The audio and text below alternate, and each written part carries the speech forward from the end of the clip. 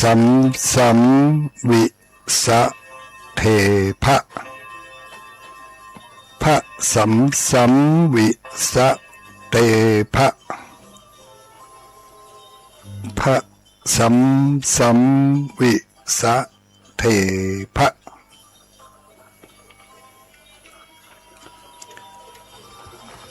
ปุเรนตัมโพธิสัมภเลนิพพัตตังวัตชาติยังยัสสะเตเชนะทาวคิมหาสตังวิวัชชยิเถรัสสะสารีปุตตัสสะโลกนาเถนะภาสิตังกัปปัฏฐายิมหาเตชังปริตตันตัมภนามเหขอความนอบน้อมแด่องค์สมเด็จพระสัมมาสัมพุทธเจ้าขอน้อมอภิวาทแด่พระสัทธรรมเจ้าขอน้อมนมัสการแด่พระอริยสังฆเจ้าขอถวายความเคารพมายังท่านพระคุณเจ้าท่านเจ้าคณะพระสังฆาธิการท่านครูบาอาจารย์พระสงฆ์องค์สังฆเจ้าทุลุงทุปีทุวิ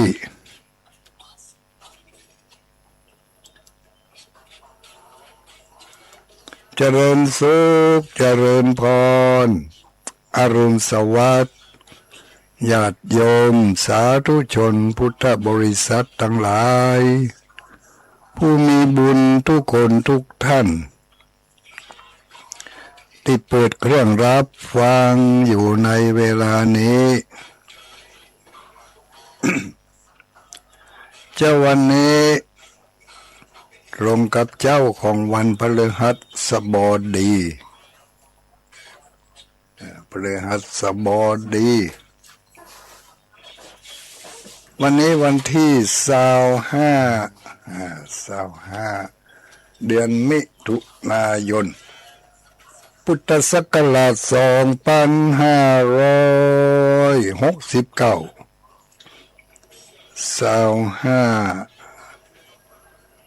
มิถุนายน2569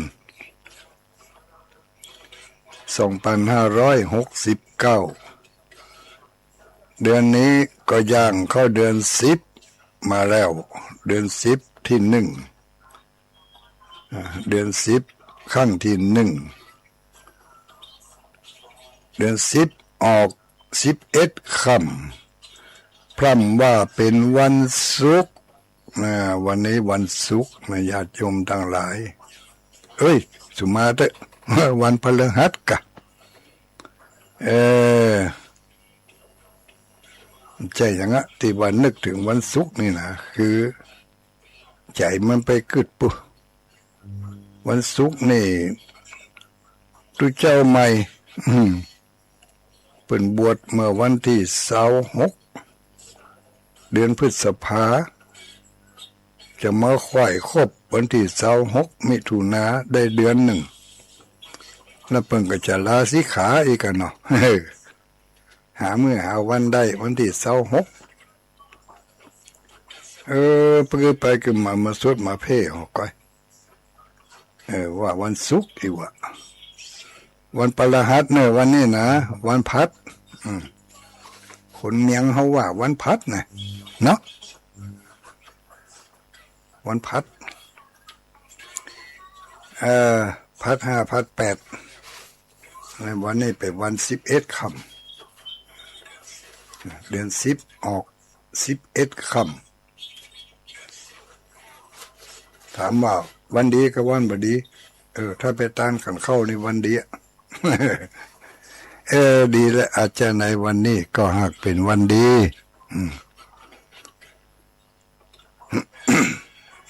ถ้าจะไปเนี่ยอย่างอื่นนะมันแบบบดีเนี่ยเป็นวันบดี ถ้าไป จะคือจะไปบุบไปตีเปิ่นจะไปลักขโมยเปิ่นจะไปนัดแนะล่วงละเมิดอธิปไตยของเปิ่นนี่นะ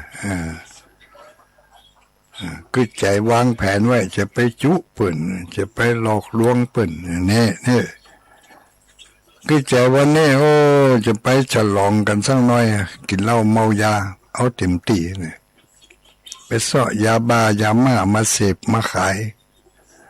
เป็นวันบดีเนี่ยวันนี้บดีที่สุดถ้าไปเป็นญาติแล้วเนี่ยก็เสียหายที่สุดไอ้เจ้านะวันบดีเสียงมันยังมากวนญาติโยมทั้งหลายจูจิจูจิ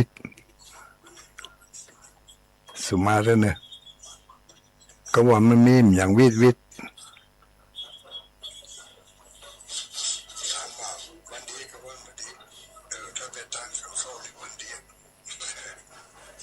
มันมีเสียงกวนก็เลยดูเหมือนจะมีเสียงกวนว่าแบบ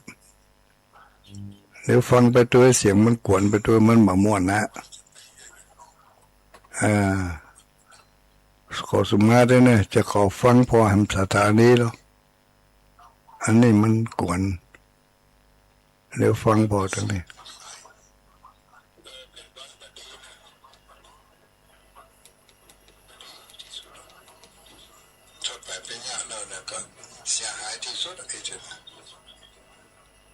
มีแต่ลงหัวเสียงกวนอยู่น้อยจิจัดสมาร์ทเนี่ยจะไปปิดเครื่องนั่นพอให้กำมือเนาะ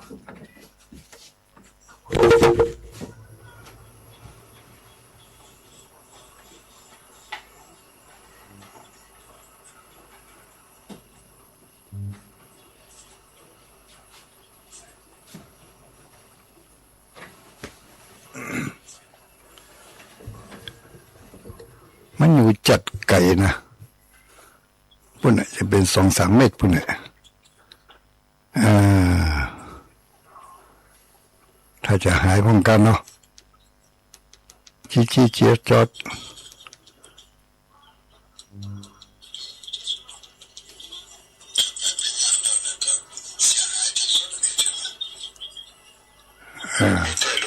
เสียงกวนอยู่น้อย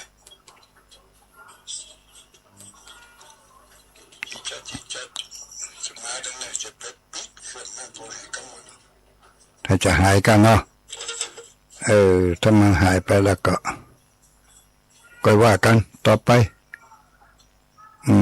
ถึงเปลี่ยนถึงตัวญาติโยมถ้าเราไปฟังแล้วมันถ้าเราเปิดวิทยุละไว้นะเสียงจู้ไม้หอนพ่องเสียงยังเข้ามามันรบกวน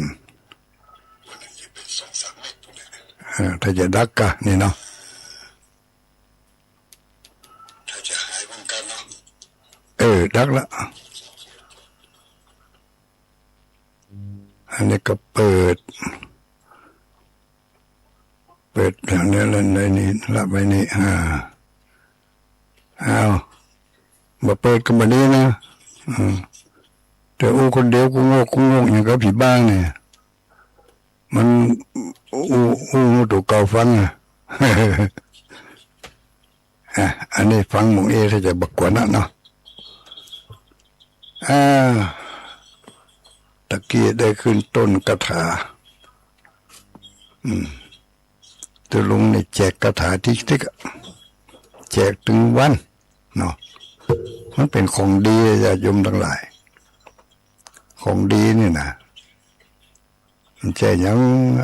กันป้าหน้าป้าตาศรัทธาญาติโยมตัวลุงมีอย่างดีมาแจกพ่องตัวลุงมีอย่างดีมาแจกพ่องก็แจกก็อยากจะแจกของที่มันเป็นอมตะไหนๆก็จะได้ฮื้อของดีแล้วก็เอาของดีมาฮื้อกันเนาะอันนี้ฮื้อไปแล้วนี่มันบ่หายบ่มีวันหายบ่มีวันสูญสลายไปกับดินฟ้าอากาศบ่มีวันที่จะหายไปกับ ขโมยจ่วยลักมันบ่มาตัวยลักตัวยจกแล้วก็บ่มีการหลอกลวงเหมือนกับมิจฉาชีพทั้งหลายแล้วก็เป็นคาถาที่บังงมงายนะรับรองได้บังงมงายถ้าถือตามนี้ว่าตามนี้เป็นคาถาประจำวันเกิดลูกเกี่ยวกับเนื่องในเกี่ยวกับวันเกิดนี่นะมีหลายมีหลายเขาเรียกว่าอะไรยังอ่ะหลายโปรเจกต์เกี่ยวกับวันเกิดนี่นะหลายโปรเจกต์หลายโปรโมชั่นให้เขาได้เลือกหลายเมนูอย่างเช่นว่าคาถาประจำวันเกิดนี่นะเนาะอันนี้ก็นี่ก็เกี่ยวกับวันเกิดสีประจำวันเกิดนี่ก็เกี่ยวกับวันเกิดนะยังทำพระประจำวันเกิดนี่ก็พระประจำวันเกิดก็ล้วนแล้วแต่เกี่ยวเนื่องกับวันเกิดแล้วคนโบราณนักปราชญ์ผู้ทรงคุณทรงภูมิทรงความรู้ทั้งหลายเพิ่นก็มาระลึกนึกถึงว่าโอ้คนเรานี่มีมองเห็นความสำคัญของวันเกิดวันเกิดนี่เป็นเรื่องสำคัญเพราะต้องระลึกนึกถึงเพิ่นก็เลยค้นใกล้เสาะหาสิ่งดีประจำวันเกิดเช่นเอาพระประจำวันเกิดเอาพระพุทธรูปนี่แหละปางต่างๆเช่นว่าปางห้ามสมุดนี่นะปางถวายเนตรนี่นะปางไสยญาตินี่หรือมาอ้างก็ปางสมาธิปางลำพึงแล้วก็ปางอุ้มบาตรพระพุทธรูปปางนาคปกนี่เนาะแต่ละปางนี่เอามาเป็นนิมิตสำหรับคนเกิดแต่ละวันเป็นฉลาดก็เขาศึกษาไปบ่ถึงเขาจะไปปฏิเสธแล้วก็จะไปยอมรับทันทีทันใดเอาไปทดลองพอให้ก่อนเอาไปทดลองจะไปเอาขว้างทันทีปฏิเสธทันทีโดยที่ว่าไม่ได้พิจารณาไตร่ตรองไม่ได้ทดลองไม่ได้พิสูจน์เป็นว่าโง่ยิ่งกว่าคนที่เชื่อโดยไม่ได้พิสูจน์นะเอาพอบันอู้มาพบปฏิเสธทันทีนั่นน่ะโง่มากต้องที่พิจารณาไตร่ตรองทดลองหันเหตุหันผลแล้วร่างดีเชื่อก็เชื่อมาร่างดีเชื่อก็จะปฏิเสธไปโดยมีเหตุมีผลของตัวเองที่ยกขึ้นมาทับถมกับสิ่งที่เราได้ยินได้ฟังได้หูได้หันเนาะพระพุทธรูปปางประจำวันเกิดของแต่ละวันนั่นอันนี้เขาเกิดว่ากันในโอกาสต่อไปฟังติดตามคอยติดตามจะนำเอาสิ่งมูเนี่ยมาบอกมาอู้กันฟัง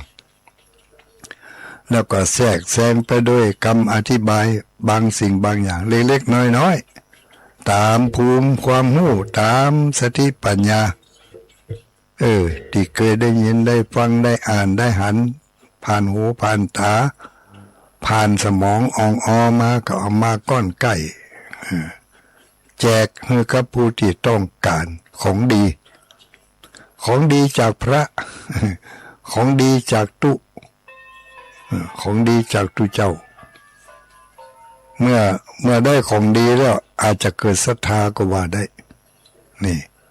อย่างที่เพิ่นว่ากำแสลงที่มันเอามาแซวกันเล่นเนี่ย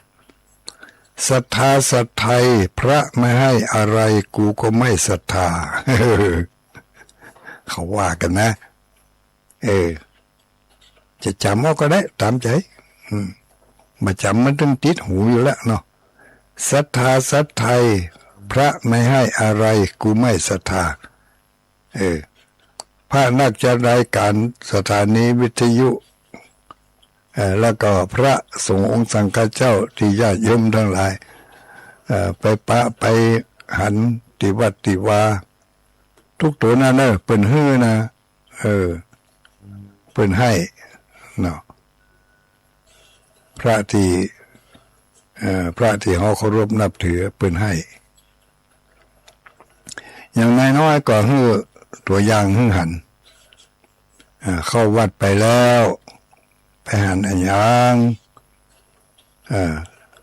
หันทุเจ้าเปิ่นกวาดวัดกวาดวาหันทุเจ้าเปิ่นยาการนั่นนี่ตบเต็บนั่นคือการเผยแผ่ศาสนาเผยแผ่พระธรรมคำสอนถึงแม้ว่ามาเผยแผ่ตั้งคำอู้คำจ่าแต่เผยแผ่ตั้งพฤตินัยหรือว่าตั้งกิริยาญะฮือหันญะฮือหู้ญะฮือได้สำนึกถ้าหากว่าเขาสำนึกได้หู้ได้เขาอาจจะเดินโดยอย่างสมมติว่าเขาวัดไปหันใจทุเจ้าเปิ่นเพียวเปิ่นปัดเปิ่นกวาดลานพระธาตุลานเจดีย์ปัดกวาดเช็ดถูโต๊ะตั้งม้านั่งเก้าอี้หรือบางทีบางวัดนี่เขาล่มอยู่ในห้องน้ำบุญนี่ไปล้างไปเพียวไปกวาดหน้าห้องน้ำในห้องน้ำห้องสุขา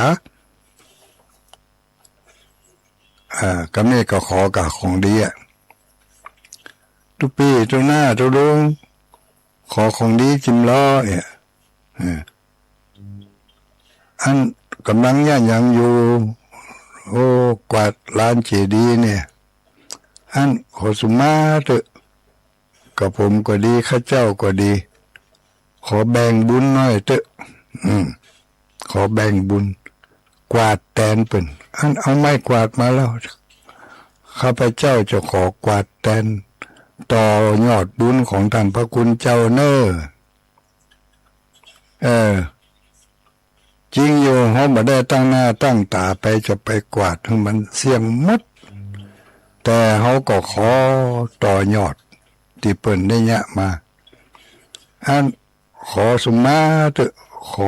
อยืมไม่กวาดเถอะจะกวาดเขาก็กวาดต่อเราจำเป็นจะต้องมีเวลาวันค่ำคืนหูญาติโยมทั้งหลายถ้าจ้างเอามีสำนึกจ้างเอาจ้างขอจ้างแบ่งปันขอมีส่วนร่วมในการทำบุญ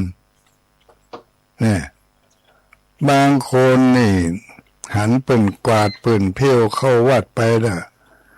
ตุเจ้าพระเน้นเปิ่นกวาดเปิ่นเพี้ยว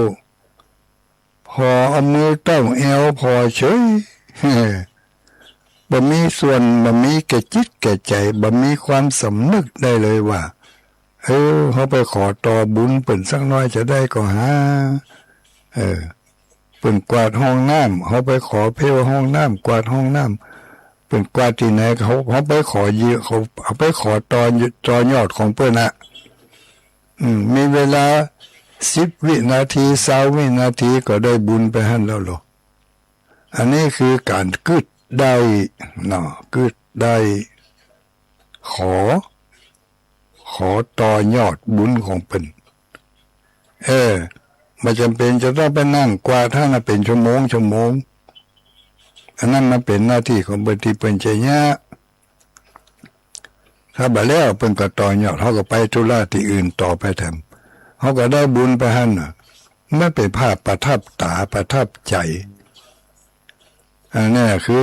จ้างเอามันก็ได้นะถ้าบ่จ้างเอามันก็บ่ได้หันเป็นเจ็ดโต๊ะเจ็ดเก้าอี้อันสมาเถอะท่านเอาลาบหันเดี๋ยวโยมจะขอต่อยอดเขาก็ไปต่อยอดเจ็ดเป็นจัดดอกจัดดวงเอาวันนี้ข้าพเจ้าโยมไม่ได้เอาดอกมาสักกำดอกที่วัดนี่มีเต้าอี้กะเต้าอี้ละโยมจะขอช่วยจัดเนาะแต่ว่าบันซืนมันอยู่หั่นไม่ได้จัดมันอยู่ในน้ำคู่เอาแจ่น้ำไว้ก็ยังก็อันนี้คนที่มีเวลานักก็จะได้เนี่ยที่มันเกิดบุญนักเนี่ยไปเมินถ้าเนี่ยหลายอย่างทำหลายอย่างแล้วก็ เจอเนี่ยเจอทำจนมันเป็นภาพติดตาติดใจกิจกรรมที่เขาเจอเนี่ยเจอทำที่ตังวัดนะบอกว่าจะเป็นกิจกรรมใหญ่กิจกรรมน้อยถ้าเขาเนี่ยได้เมินต่อได้มันก็เป็นภาพประทับตาได้เมินต่ออันเป็นขุดดินบันไม้ยกของนักของเบาเขาก็มีเวลาเขาก็ช่วยเพิ่นสละแห่งกายสละแห่งใจอย่างนี้มันจะได้บุญไม่ใช่น้อยๆนะถ้าจะว่าไปได้บุญนักกว่าอย่างนักกว่ากึดนักตานนักเพราะว่ากึดนักตานนักนี่บางทีมีมารมาสูนลูกใจเวลาเมินก็พิจารณาเอานะอันนี้ก็ของดีวิธีการที่ดีของดีที่สุดนำมาให้นำมาฝากขอของดีจากทุกเจ้าก็จะได้อย่างเอกถ้าจ้างให้แล้วก็ญาติโยมก็จ้างเอาเนาะไปถึงก็ตั้งกันเข้าขันน้ำก็ดีหรือว่าลูกที่อื่นที่ไกลไปก็ดีหันเป็นยาการยางานในหันปืนกวาดปืนเพียวปืนเจ็ดปืนถูเขาก็ไปแบ่งบุญเอาปืนขอสุมาเตโยมขอแบ่งบุญจิมเตอมันก็ไม่ใช่เวลาเหมือนแต่เขาก็ได้บุญเขาได้นักด้วยนะเป็นภาพประทับใจเป็นภาพที่ไปเรียกว่ามันจะเป็นกรรมอันนึงเป็นกรรมที่ดีเป็นกรรมที่ดีมาแน่นะเวลาเขาใกล้จะดับชีวิตขาดมันอาจจะไปเป็นกรรมนิมิตเมื่อเขาได้ระลึกได้อย่างสมมติว่าเขาใกล้จะตายเขาห้อนเนี่ยห้อนหยุกห้อนเนื้อห้อนตัวก็ดีมีละอ่อนละขอผ้ามาเจ็ดเนื้อเจ็ดตัวเจ็ดหน้าเจ็ดตาความเย็นที่จากผ้าเจ็ดนั่นอาจจะทำให้เขาคิดถึงว่าเขาได้ไปเอาผ้าจุบน้ำไปเจ็ดโต๊ะเจ็ดตังเจ็ดเก้าอี้ที่วัดปีติเกิดขึ้นมาตายกำนั่นพุ่นนะสวรรค์จันตาวติงสาพุ่นก็เป็นที่อยู่ที่อาศัยนั่นอย่าถือเป็นของเล่นดอกเรื่องละนะกรรมดีนำไปสู่ที่ดีเนาะกรรมชั่วก็จะนำไปสู่ที่ชั่วน่าคิดต่อไปตรงนี้ละใจกำอูกำจาให้มันสุภาพแผ่น้อยกับพระสงฆ์องค์สังฆเจ้าไม่ใช่ว่าใจกำอูกระโชกหกหักใจกำอูที่บ่เคยศึกษาบ่เคยได้อู้ได้จาลูกที่ไหนที่บอมมาโหลงรถมาไอ้น่ะเนาะจะเข้าไปทำกิจกรรมจะเข้าไปหาวัดหาว่าจะไปธุระกับไผ่คนใดคนหนึ่งไปหาทุกเจ้าก็เจ้าอาวาสก็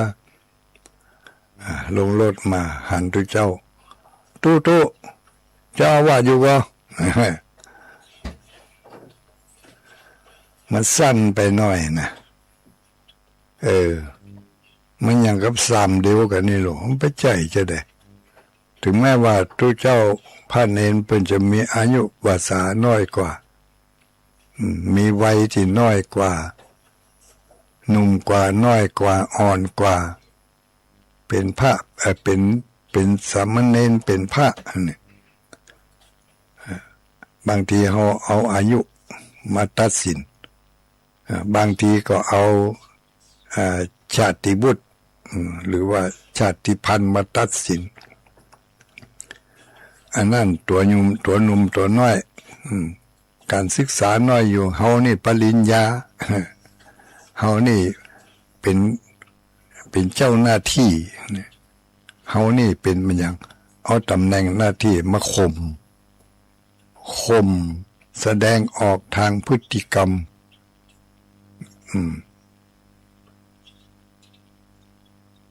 หันว่าเป็นพระเน้นเถนน้อยใจใครใจกำอู้อย่างไรก็ใจละหันเขาเป็นละอ่อนเนี่ยพระรูปมันอยู่กะหัวกรรมอย่างอื่นนี่หัวเพราะว่ากรรมนี่เคยได้ยินบ่อยๆบอกว่าจะไปที่ไหนแล้วถ้าหากว่าเขาไม่ละอ่อนไปตัวมีผู้ที่อายุอานามน้อยกว่าไปตัวเขานั่นแหละคือการสอนคนเหล่านั้นโดยที่เขาบอกรู้สึกตัวว่าเขากำลังสอนเขาก็จะเฮียนเอากำอู้อย่างอันของเขาไปใจที่เขาใจกำอู้อย่างนี้กับพระสงฆ์องค์เจ้าสามเณรก็เพราะเขาได้ยินพ่อได้ยินแม่ของเขาว่ามาอย่างนั้นปู่อุ้ยแม่อุ้ยเขาว่ามาอย่างนั้นเขาก็เลยใจโดยเป็นไปขาดการสำรวมระวังขาดการเคารพนับถือทางด้านวาจากิริยาท่าทางแสดงออกในลักษณะที่บ่เคารพบ่อ่อนน้อมเนาะทางกายทางวาจาแม้แต่จิตใจก็ขึ้นตุพระตัวหนุ่มตัวน้อยจะใจคำอู้อย่างไรก็ได้เนี่ยมันก็เลยเป็นพฤติกรรมที่แสดงออกมาสื่อให้คนที่ตัวเขาได้หู้ได้หันเขาก็เห็นแบบเอานะเมื่อเห็นแบบเอาด้วยความบัดตั้งใจเนี่ยมันจะเป็นนิสัยเป็นความเคยชินไปตลอดมีหลายอย่างลุกที่เขาได้หู้ได้หันตัวเจ้าบางตนเปิ่นบ่ถือเปิ่นว่ามันบ่เป็นหยังมันเป็นธรรมดาก็เลยปล่อยปะละเลยให้มันผ่านไปก็จะยังอันก็เลยย่ามไปตลอดทุกเจ้าตัวนั้นเป็นย่ำว่าหยังก็เพราะว่าที่เปิ้นบอกว่าอย่างนั้นเพราะว่าเฮาใหญ่แล้วเฮาเฒ่าแล้วเฮาแก่แล้วเฮาสมควรแล้วหรือบางทีอาจจะเข้าใจว่ามันยังเป็นละอ่อนอยู่มันบ่ฮู้หยังเตื้อเหมือนกับพ่อแม่ที่บอกจะสอนจะบอกให้ละอ่อนนั่นน่ะมันน้อยอยู่มันหน้ากันถ้ามันแป้ไม่แซ่ก่อนมันเดี๋ยวนี้มันบ่แป้ไม่แซ่เตื้อก็เลยบ่บุบบัดตีบ่ว่าอย่างมันอาตมาภาพตุลุงนี่บ่ได้จะต้องบอกกันนะมีหลายคนหลงโลดมาตุไปไหว้พระธาตุไปทางใดเนี่ยก็ว่าโอ้ตุนี่มันเต่ากับซิวกันเลยนะไม่ออกพอออกเต่ากับซิวกันกำอูไข่สั้นไปหน่อยเนาะเขาก็ว่าได้เขาก็ว่าบ่ได้เขาก็ถึงว่านั่นน่ะบอกลูกแจ้กำอูให้มันยาวๆหำน้อยสุภาพหำน้อยเนาะตุลุงก็ดีตุปีก็ดีตุหน้าก็ดีตุอ้าวก็ดีท่านอีก็ดีเพราะว่าเป็นอยู่ในภาวะในเพศ ที่จะพึงแจ้กำอูอย่างนั้นถ้าว่าตู้มาได้นี่มันก็เหมือนกับว่าเซลล์เดียวกันรุ่นเดียวกันหรือว่าเป็นเพศเดียวกันวัยเดียวกันกุ้นเกยกันขนาดนักถึงจะกุ้นเกยกันขนาดนักแต่ถ้าวัยต่างกันแล้วก็ต้องใช้คำอูที่ให้มันต่างกันน้อยน่ากะถึงเมื่อถึงวันนี้มันก็เลยลามปามคำอูบสุภาพเมื่อคำอูบสุภาพกิริยามันก็ขาดความสุภาพอ่อนน้อมถ่อมตัวไปเมื่อบสุภาพก็เรียกว่าขาดคารวะก็คือขาดสัมมาคารวะเมื่อขาดคารวะก็ขาดการแสดงความเคารพเนาะการแสดงความเคารพทั้งต่อบุคคลต่อสถานที่นี่นะต่อบุคคลต่อสถานที่ต่อสิ่งที่เขาไปแสดงความเคารพจะเป็นพระธาตุเจ้าเจดีย์พระพุทธรูปกุฏิวิหารอุโบสถพัทธสีมาต้นไม้สลีมหาโพธิ์สิ่งเหล่านี้เป็นสิ่งที่คนเคารพทั้งนั้นลูกเป็นปูชนียสถานเป็นสังเวชนียสถานเรียนแบบสังเวชนียสถานจำลองมายังบ่เฮาลองฟังดอกกรรมกล่าวกรรมวันตาหลวงที่เปิ้นว่าเนี่ยจุมปูที่เปลังกาที่เปสลีละธาตุโยเนี่ยสลีละธาตุโยก็คือพระธาตุร่างกายของพระธาตุเนาะร่างกายที่เป็นพระธาตุเกสาธาตุโยอรหันตาธาตุโยเจติยังคันทะกุติงคันทะกุติคือที่อยู่ที่ประทับของพระพุทธเจ้าคันทะกุติงลืมไม่ให้ละตึงให้ละว่ามได้เพราะเหล่านี้ทั้งหมดทั้งมวลล้วนแล้วแต่เป็นการแสดงความเคารพแสดงความเอื้อเฟื้อและเป็นการแสวงบุญที่จะได้บุญนอกหลักการนอกหลักการคืออะไรหลักการของการทำบุญก็คือทานศีลภาวนาแต่ที่อันนี้อยู่ในหลักสูตรหลักสูตรหลักการ3ประการน่ะแล้วก็เพื่อเข้าไปทำหลักสูตรในการทำบุญทำ10ประการนะอาจจะอยู่ในข้อใดข้อหนึ่ง10ข้อนั้นอปัจจยานามัยเนาะแล้วก็การจ้างเอาบุญมันก็จะได้บุญแน่บ่ต้องพิธีรีตองอย่างนักเขาจะตายเขายังบ่มีพิธีรีตองญาติโยมเขาจะมีโจกมีใจก็บ่มีพิธีรีตองเขาจะกินข้าวเขาก็บ่หันมีพิธีรีตอง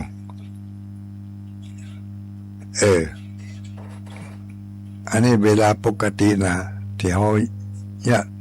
กับชีวิตของเราถึงวันนี่นอกจากว่าพิธีกรรมพิธีการจัดให้มันเป็นพิธีมันก็เป็นพิธีแต่ถ้าเราจะเอาโดยที่ว่าไม่ต้องมีพิธีรีตองบ่ต้องเริ่มต้นตั้งต้นบ่ต้องกึดไปจากบ้านไปหันแล้วเกิดความสำนึกกึดขึ้นได้แบ่งเอาเลยนี่เผลอๆบางคนบ่ได้ทำบุญน่ะไปบ่พอไปทำบาปด้วยแถมต่างหากเข้าห้องน้ำห้องสุขาไปเปิ่นเขียนป้ายเนาะช่วยกันรักษาความสะอาดเนี่ยละเสร็จธุระแล้วก็ช่วยล้าง หรือบางทีก็ห้ามสวมรองเท้าเข้าไปนี่ให้เปลี่ยนรองเท้าอย่างเนี้ยแล้วเขาแบบนี้ตามเปิดนั่นไปทำสกปรกสมาเตบางเตือไปถ่ายอุจจาระแล้วบากดร่างบัดสำรวจตรวจตาพอให้ก่อนสิ่งสกปรกเฮเบอร์บางคนไล่ไปกว่านั้นเข้าในห้องน้ำห้องสุขาไปสูบบุหรี่ในหั่นเหม็นตึ้งขี้บุหรี่เฮเบอร์ไปทำธุระอย่างอื่นตัวสุภาพสตรีบางคนก็มักง่ายเนาะของที่ใจกับชีวิตประจำวันในเวลาที่มันจำเป็นของที่ใจบางทีเขาเอาไปใส่เอาไปขว้างในสถานที่อย่างนั้นก็บ่ได้ไปสร้างสรรค์แล้วก็ยังไปก่อเหตุแห่งบาปไว้เต็มตัวแล้วไปบาปอนะบางคนปากดีนัก อย่าไปถึงวัดก็ลงไปก็พอหั่นพอนี่หาเรื่องที่จะติหาเรื่องที่จะตำหนิติเตียนคนที่มันตาที่มันมองในแง่ร้ายมันต้องหันดูจุดบกพร่องอย่างต่างๆถ้าเราตั้งใจจะพอในแง่ร้ายแล้วมันก็หันของได้หันสิ่งทุกอย่างเป็นอันไล่ไปทั้งนั้นถ้าเราตั้งใจพอให้มันดีเขาจะหันทุกอย่างเป็นสิ่งที่ดีเมื่อก่อนเคยเป็นละอ่อนเคยอ่านในหนังสือพิมพ์ฉบับหนึ่งแต่บ่ฮู้ว่าข้อความเริ่มต้นมาเป็นยังไงแต่จำได้อันหนึ่งว่ามีชายคนหนึ่งเอาแว่นตาเขียวไปใส่ให้งัวแล้วก็เอาเฟืองเอาอย่างเนี้ยไปให้งัวกินก็ว่าเอาหญ้าอย่างนี้นะไปให้งัวกินหญ้ามันแห้งงัวมันบ่กินแต่พอเขาเอาแว่นตาเขียวก็ใส่เอาน้ำหดหญ้าให้เนี่ยน้อยงัวมันหันหญ้าเป็นสีเขียวแล้วมันก็กินหญ้าอันนั้นแต่บ่ได้บ่ฮู้นะเคยอ่านเนี้ยเคยอ่านมาประมาณนี้เหมือนละพุ่นเมื่อเป็นละอ่อนเป็นเน้นพุ่นแล้วก็บ่ได้ขึ้นอย่างนั้นอาจจะเป็นข้อเปรียบเทียบของเปิ้นหุก็ว่าจะเป็นบทพิสูจน์ของเปิ้นหุหัวอย่างงัวเนี่ยมันตาของมันจะเป็นตาสีเดียวก็เป็นตาหันสีธรรมชาติก็เขาก็บ่ฮู้ได้เนาะอาจจะเป็นหันแบบขาวดำก็อย่างสัตว์บางอย่างนี่ตามันเป็นตาที่บอดสีลูกมันบ่เกี่ยวกับสีอย่างหันคนมันก็หันดำต้วงไปหาน่ะมันมีสีหรือเป็นเรียกว่าตาบอดสีแต่อย่างตาเขายังตาดีอยู่มันบ่บอดสีถ้าเขาเอาแว่นตาสีเหลืองใส่เข้าไปในตาของเขาก็พอหันอย่างมันก็เป็นสีเหลืองเอาแว่นตาดำก็ใส่ไปหันอย่างมันก็ดำเอาแว่นตาสีเขียวก็ใส่ตาของเขาพอออกไปอันอย่างก็เป็นสีเขียวแล้วตาใจก็เหมือนกัน ตาเนื้อของเขานี่แหละมันมีอยู่สองในเนาะในหนึ่งก็หันเป็นสีธรรมดาแต่ในหนึ่งมันเป็นสีเป็นสีทำอย่างหนึ่งสีตามกำกึด สีตามกำกึด เอ่อเข้าไปในวัดไปหันวัดสกปรกโรครึงรังมันออกมาแทนสีหรือสีที่จะทำให้ได้บุญก็คืออินดูสงสารอินดูสงสารที่บ่มีไผช่วยจัดช่วยเพี้ยวช่วยปัดช่วยกวาดแห่งสีหนึ่งมันออกมามาไปหันความสกปรกโรครึงรังแห่งสีนี่ออกมาสีนี่บ่ได้บุญมันจะได้บาปตำหนิติเตียนว่าไปสะปะสะเปดขึ้นไปวัดวาอารามสกปรกโรครุงรังทุเจ้าอยู่อย่างนั้นบ่ได้บ่กวาดบ่เพี้ยวกินข้าวแล้วก็นอนกินข้าวแล้วก็แอวพอวัดพอสถานที่สกปรกมาเจ็ดบ่ถูแล้วก็ว่าตัวในขณะที่ว่ามาในขณะที่คิดอย่างนั้นใจบ่ใจดีรู้น่ะเป็นอกุศลจิตเป็นอกุศลจิตถ้าคิดบ่ดีถ้าคิดหันว่ามันสกปรกแล้วช่วยจัดการด้วยความเอ็นดูสงสารหู้ถึงเข้าถึงว่าที่มันสกปรกในเพราะมันยังมองในแง่ดีหันในเรื่องที่ดีเกิดความเอ็นดูสงสารเกิดความเข้าใจในบริบทของสภาพการเช่นนั้นเปิ้นอาจจะบ่มีเวลาการมันอาจจะสกปรกเฉพาะเวลาที่เฮาไปหันนั่นกาเวลาอื่นมันจะสะอาดแต่เวลาที่เฮาไปหันก่อนหน้านั่นน่ะอาจจะมีกิจกรรมมันยังกามันจึงเกิดเป็นสกปรกขึ้นมาเขาเกิดหาสาเหตุแล้วก็สมควรเลยอยู่มันถึงเป็นสกปรกอย่างนั้นห้องน้ำห้องสุขามันสกปรกเพราะมันยังอาจจะบาดใจสกปรกเพราะว่ามันอยู่ของมันแต่สกปรกเพราะคนไปใช้บริการไปทำให้มันสกปรกคนอยู่วัดอาจจะบ่ได้ไปทำสกปรกคนที่ไปใช้บริการนั่นแหละไปเนี่ยให้มันสกปรกแล้วก็จะไปโทษคนที่อยู่ในหันเฮานุ่งเสื้อนุ่งผ้าไผ่พ่อมอยากจะให้เสื้อผ้าของตัวเก่าสกปรกเฮาก็ใครให้มันได้สะอาด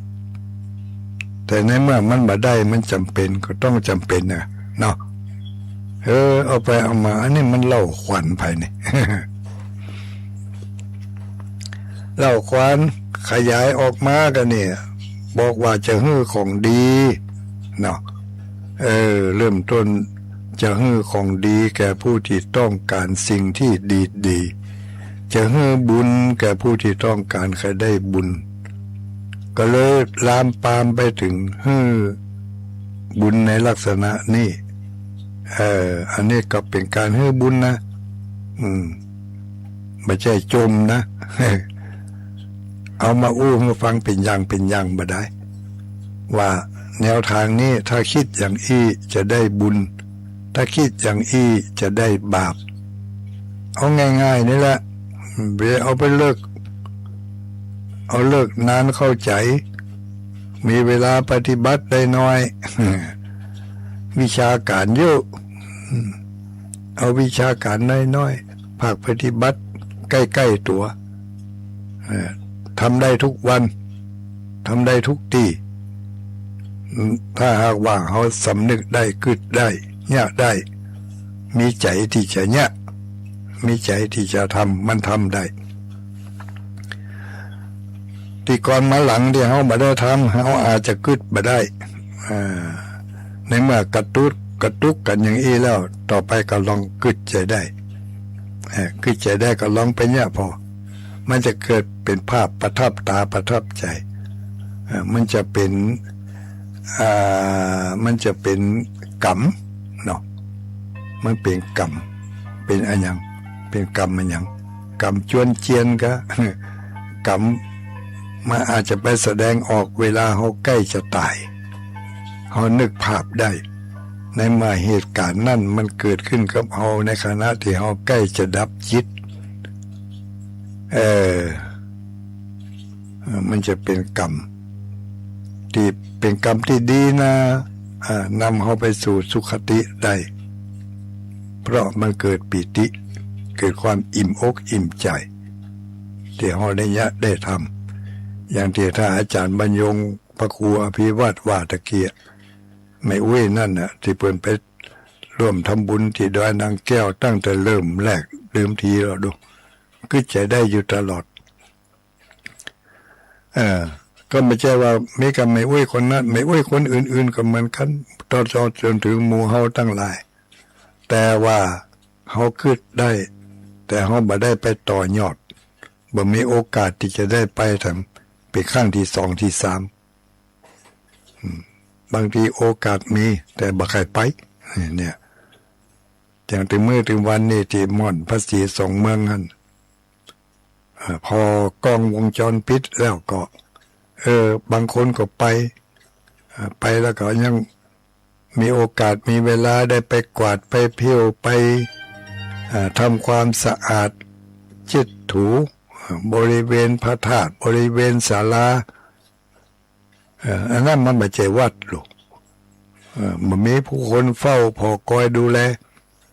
คนใดไปกับคนนั่นแหละเป็นเจ้าของคนใดไปกับคนนั่นแหละเป็นเจ้าภาพไปไหว้ไปสาก็มีโอกาสก็ไปกวาดไปเพี้ยวไปไหว้บาดาลแล้วไปขอพรนี่บ่มีอย่างเป็นสิ่งแรกเปลี่ยนสักอย่าง บ่มีน้ำจิตน้ำใจที่จะไปเป็นสิ่งแรกเปลี่ยนไปบ่พอไปเอาบาปมาแต่พอแล้วสกปรกขี้ฝุ่นขี้มอมติดเบ้อไว้มีท่าก็จะติอย่างเดียวเนี่ยมีกาติจะจำให้ชีว่าอันเนี้ยไม่ได้บุญไม่ได้บาปเนี่ยไปขอพรแต่ไม่ได้พรสักคำได้มันยังไงได้อกุศลจิตใจที่ขุ่นมัวปิกมาของดีวันนี้ได้แจกไปกำไหว้พระประจำวันเกิดเนาะก็อย่างที่ว่าครูบาอาจารย์เป็นนึกถึงหมู่เฮาทั้งหลายนี่มีจิตใจเป็นเจ้าพุทธแล้วก็มีสิ่งมีสรณะมีที่พึ่งก็คือพุทธังสรณังคัจฉามิธัมมังสรณังคัจฉามิสังฆังสรณังคัจฉามิพระรัตนตรัยพระแก้วเจ้าสามประการขอเป็นที่จังที่พึ่งแก่ข้าพเจ้ามาท่องคาถาประจำวันเกิดจะมีที่จังที่ปึงวันนี้วันพฤหัสบดีมีคาถาประจำวันเกิด7 กรรมมีกรรมว่าอย่างนี้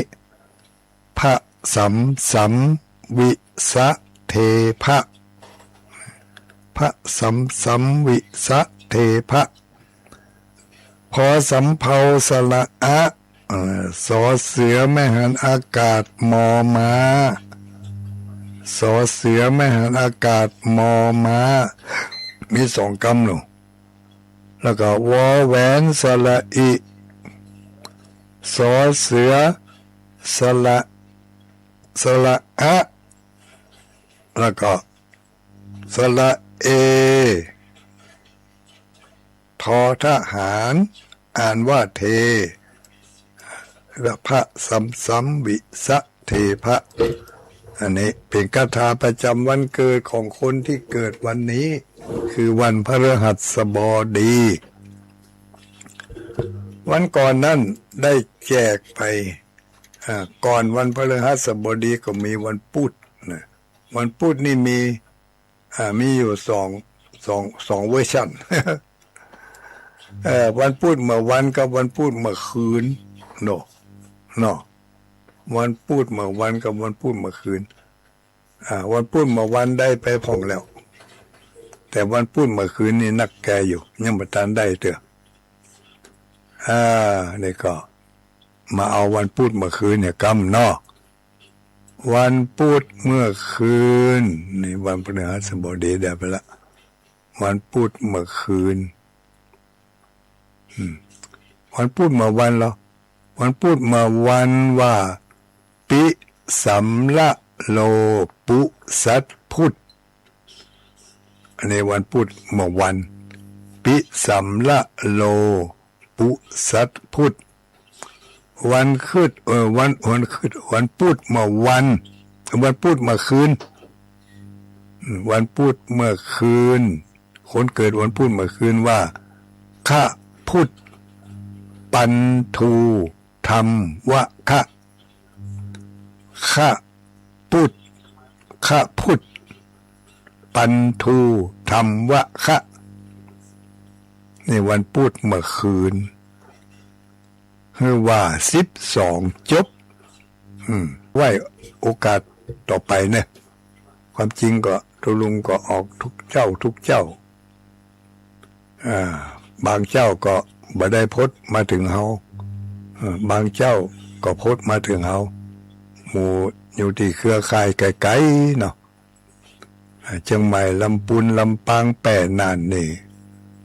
เชียงรายพะเยาเมืองฝางนี่อันนี้บางเจ้าก็ได้ยินบางเจ้าก็บ่ได้ยินก็ไม่เป็นไรนะก็จะพยายามทบทวนให้มันได้โดยทั่วถึงกันเพราะของนี้เป็นของดีเป็นของดีสิ่งที่ดีก็นำมาแจกมาบอกมากล่าวให้แก่กันให้สมกับความตั้งใจของญาติโยมปะหน้าทุเจ้าทุลุงมีอย่างดีๆพ่องอันที่ว่ามีอย่างดีๆนั่นนี่ที่จริงไม่ใช่ว่าใครได้ของดีอย่างอี้หรอกใครได้เลขใครได้หวยใครได้ยันใครได้ผ้าใครได้เหรียญก็มึงไม่เอาไปอย่างปล่ำปเหลือบางคนได้เหรียญนะเอาไปใส่กระปุกไว้บนหิ้งพงบางคนบัดใส่ใจเนี้ยได้จากนี่ไปถึงบ้านเอาไปตั้งไว้หลังตู้พงหลังโต๊ะหลังตังบางทีตกตะลังกลางควง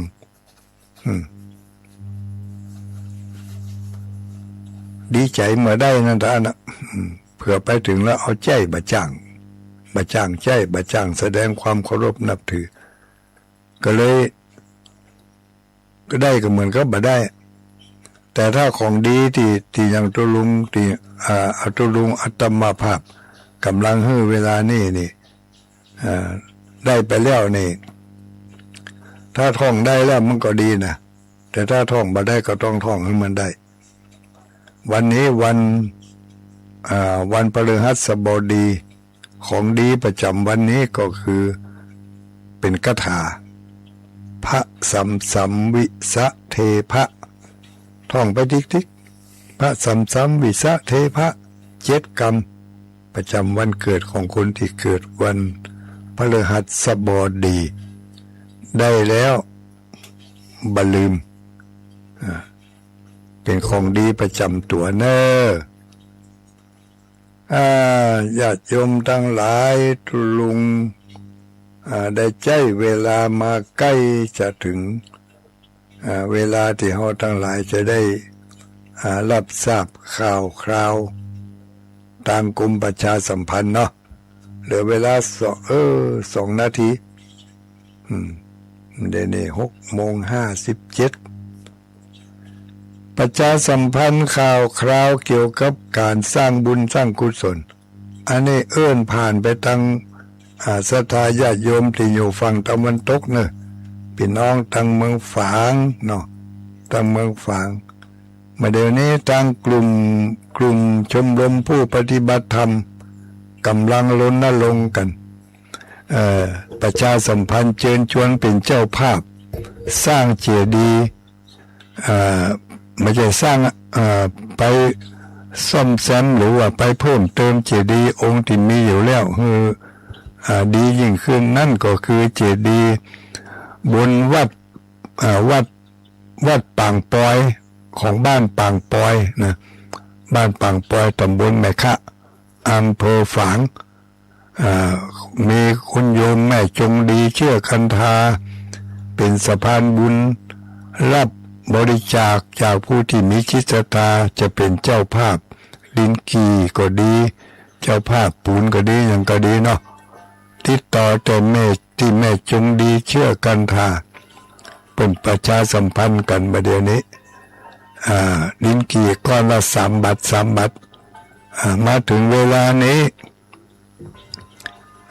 ได้แล้วกี่ก้อนแล้วเนี่ยอุ้ยจงดีเดี๋ยวพอกันเนอโอ้ได้หลายบาทแล้วรู้เนี่ยยอดเจ้าภาพดินกีพระธาตุวัดปางปอยเวลานี้1,739 บาท1,739 บาทก้อนละ3 บาทเลยถ้าใครจะเป็นเจ้าภาพก็ติดต่อไปบริจาคได้นะโดยคุณโยมแม่จงดีเชื่อกันท่ารายสุดท้ายที่กำลังส่งมาประเดี๋ยวนี้204 บาทก็คือแม่อำไพอย่างแม่อำไพ